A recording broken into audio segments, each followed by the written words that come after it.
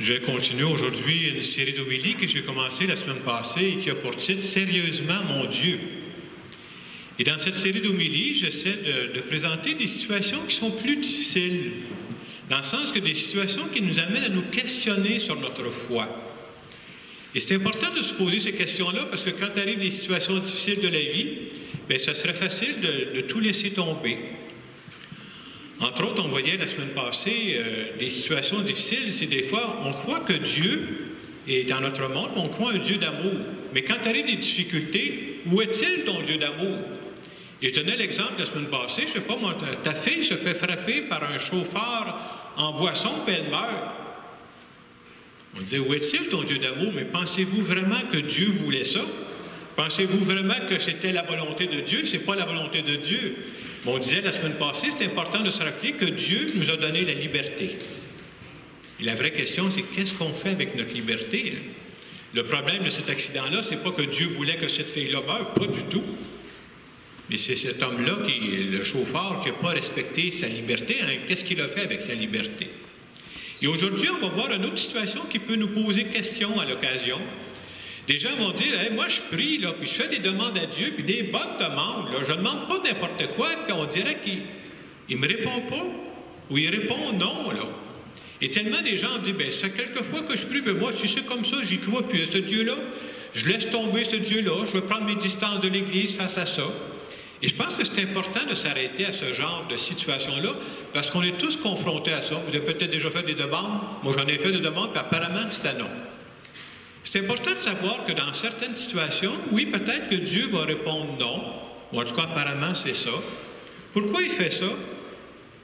Nous, on a une vision très limitée de la vie. Hein? Moi, je vois certains éléments, mais Dieu a une vision beaucoup plus large. Parfois, Dieu dit non pour me protéger. Parce qu'il sait que si je m'en vais dans telle direction, là, moi, ce n'est pas dans mon radar, là, mais il pourrait m'arriver une situation mauvaise que je ne voudrais pas. D'autres fois, c'est bon de savoir, puis il faut se le dire, là, que je fais une belle demande à Dieu, puis je ne demande pas n'importe quoi, je demande des belles affaires, là. Puis apparemment, il me dit non. Et dans ces cas-là, c'est comme si on veut se dire aussi, parfois Dieu dit non parce qu'il a vu quelque chose de plus beau encore que ce qu'on lui demande. Ça, c'est de faire confiance à Dieu. Hein? Ça demande de la confiance quand ça arrive. Et parfois aussi, Dieu peut sembler de dire non, là, mais il ne dit pas non. Vous savez ce qu'il est en train de dire? Pas tout de suite. Parce qu'il sait qu'il y a autre chose qui s'en vient, puis il dit, fais confiance à mon timing. Vous savez, les humains, on est tous pareils, puis je suis là-dedans. Moi, quand je veux régler quelque chose, vous savez quand est-ce que je veux régler, moi? Hier. Je veux que ça soit réglé tout de suite. Hein? Et Dieu, des fois, dit, j'ai besoin de temps pour préparer ton cœur pour l'étape qui s'en vient dans ta vie. Fais confiance à ça. Et justement, on va voir que ces noms-là que Dieu semble nous dire, parfois, c'est pour être capable de dire des oui solides. Dieu ne veut pas qu'on dise des oui à moitié. Là. Des oui solides, ça fait vivre. On va voir aujourd'hui, puis on le voit dans le récit des tentations de Jésus au désert, que Jésus a dit des noms. Pourquoi? Pour dire des oui solides. Alors justement, en ce premier dimanche de première fin de semaine du Carême, l'Évangile nous présente Jésus qui va être tenté au désert. Et derrière les tentations que Jésus a au désert, on veut nous rappeler que nous autres aussi, on est tentés des fois, tentés par la facilité, tentés par différentes choses. Et on veut nous dire justement qu'on peut aller plus loin que ça avec l'aide de Dieu. Et j'aime toujours le préciser parce que des gens qui mêlent deux choses, là, la tentation, ce n'est pas un péché, ça, là. Je vous dis ça parce que je suis prêtre, moi, j'ai déjà confessé des gens, j'ai été tenté, mais ce n'est pas un péché. Tenter, ce n'est pas un péché. C'est quand je cède à la tentation que ça devient un péché. C'est bon de faire la distinction entre les deux. Alors, à partir de l'Évangile d'aujourd'hui, j'aimerais présenter trois grandes tentations que nous autres, les humains, on a tous, là, dans différentes parties de notre vie. La première tentation, je l'appellerais faire de nos besoins, on a des besoins, là, des absolus. Alors, j'explique ça pour mettre ça plus concret. On a chacune de nous dans notre vie des besoins qui sont essentiels, là. Je vous annonce que je vais souper ce soir, moi, là. J'ai besoin de manger. Des fois trop, là. J'ai besoin de manger. On a besoin de quoi? Bien, j'ai besoin d'être vêtu. J'ai besoin d'un toit, moi, je suis chanceux, là, j'ai une place où coucher ce soir. Là. Ça, c'est des besoins essentiels. Là. On a besoin de ça, puis on a besoin d'un minimum de biens. Si je n'ai pas un minimum de biens, mais je ne suis pas capable de m'acheter de la nourriture pour manger ce soir-là. Mais une fois que je vous ai dit ça, quand on regarde la vie, c'est bon de se dire qu'il y a aussi des besoins qu'on se crée facilement. On s'invente des besoins, là. Et avec ces besoins-là qu'on s'invente, qu'on se crée, là, on peut facilement devenir dépendant de ces besoins-là. On peut devenir esclave de ces besoins-là. Je vous donne des exemples qu'on connaît bien. Il y a des gens qui deviennent dépendants de l'alcool. Est-ce que c'est mauvais l'alcool? Non, mais quand ça t'en prend à tous les 5 minutes, oui. On peut devenir dépendant de la drogue. On peut devenir dépendant de l'argent. Ça me prend de l'argent, mais ça m'en prend toujours une tonne, là. Ben, tu peux vivre sans avoir une tonne d'argent, là. Puis des fois, même, on a des petits détails qu'on devient dépendant. Moi, je suis dépendant de telle émission le soir, vous, là, il passera de n'importe quoi, vous ne me ferez pas manquer mon émission à TV. Mais là, c'est peut-être un peu fort, hein? Et justement, si on veut dépasser ces tendances-là, devenir dépendant de ça, parce que quand ces faux besoins ou ces besoins qu'on s'invente prennent tellement de place, c'est comme on manque de place pour des vrais besoins chez nous. Et entre autres, on l'oublie, nous autres, là, mais on est des êtres spirituels. Et entre autres, on a des besoins spirituels. J'ai besoin de nourrir ma vie intérieure, sinon, à un moment donné, je vais frapper un mur parce que je ne saurais plus pourquoi je me lève le matin. On a besoin de ça. J'ai besoin d'une relation vraie avec Dieu. Et on pourrait même ajouter que quand Dieu n'est plus l'absolu dans ma vie, là, soyez sûrs qu'il y a d'autres choses que c'est l'absolu. Il y a des gens qui n'ont plus besoin de Dieu, mais l'absolu, c'est le Canadien. Même le plate, c'est plate de ce temps-là, parce qu'il ne gagne pas si souvent que ça. Mais c'est vrai, si Dieu n'est pas l'absolu, il y a d'autres choses qui vont prendre l'absolu. Et pour illustrer ça dans l'Évangile, Jésus qui jeûnait dans le désert, le diable, qu'est-ce qu'il va dire? « Hey, toi qui es Dieu, là, prends donc ces pierres-là puis transforme-les en pain. » Mais Jésus ne veut pas que son besoin de nourriture devienne un absolu. Donc, première tentation, c'est on s'invente des besoins, puis on est dépendant de ces besoins-là. Je trouve que c'est des vraies tentations qu'on a aujourd'hui. Deuxième tentation, je le mettrai dans mes mots de la façon suivante. Faire des compromis avec le mal. Et on veut nous montrer dans l'Évangile que Jésus n'a jamais fait de compromis avec le mal. Qu'est-ce que ça veut dire concrètement, ça, faire des compromis avec le mal? Moi, j'essaie de présenter ça de la façon suivante. C'est de se dire ceci, on se conte des histoires à nous-mêmes. On dit quoi? Je vais céder rien qu'une fois, là. Puis après ça, je ne ferai plus jamais ça, là. Je vous donne un exemple. Je vais compter une menterie rien qu'une fois.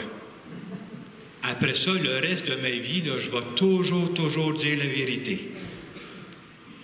Ou quelqu'un d'autre peut dire, moi, je vais juste falsifier une facture pour payer un peu moins cher, là. Ça ne paraîtra pas. Je vais le faire rien qu'une fois, c'est sûr. Le reste de ma vie, je vais être honnête tout le temps. Et qu'on peut se conter des histoires. Parce que si vous êtes un peu humain, si vous êtes sur la planète Terre, puis je le suis moi aussi, là, quand tu l'as fait une fois, là, et misère, c'est tentant de recommencer encore, puis encore.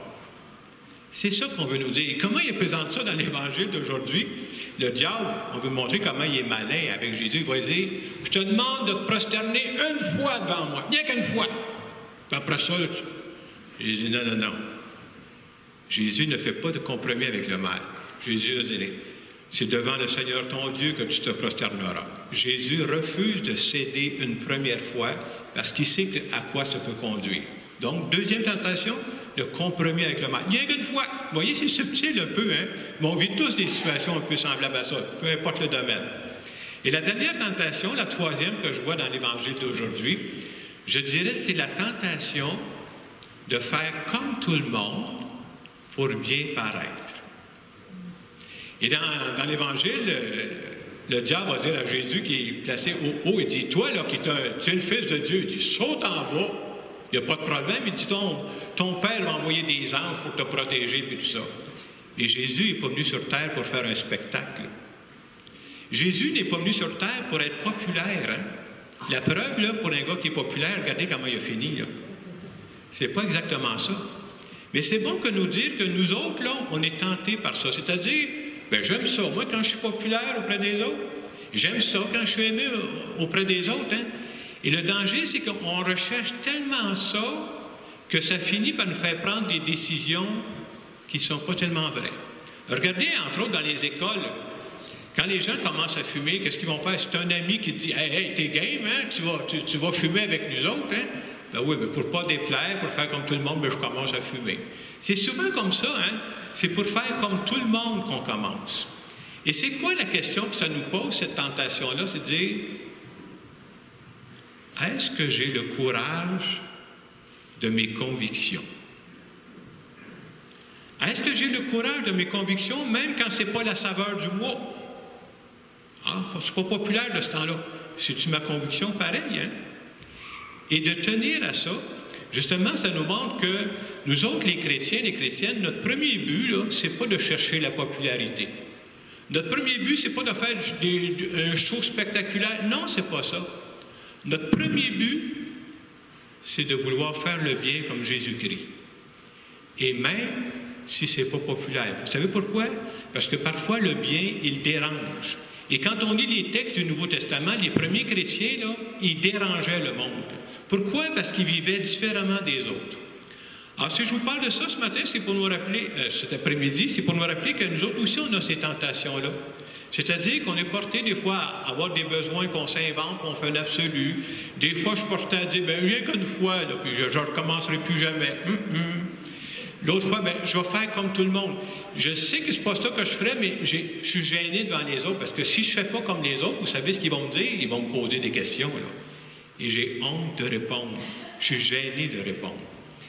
Mais en même temps, ce que je veux vous dire, la bonne nouvelle, là, c'est que Dieu nous aide dans tous ces domaines-là. J'aime toujours dire, plus j'avance dans ma vie spirituelle, plus je suis convaincu de ça, arrêtez de forcer. Arrêtez de compter juste sur vos forces. Demandez l'aide de Dieu et c'est surprenant ce qu'on est capable de faire avec l'aide de Dieu. En terminant cette homélie, je voudrais simplement faire une prière en notre nom à tous. On peut juste se recueillir quelques secondes.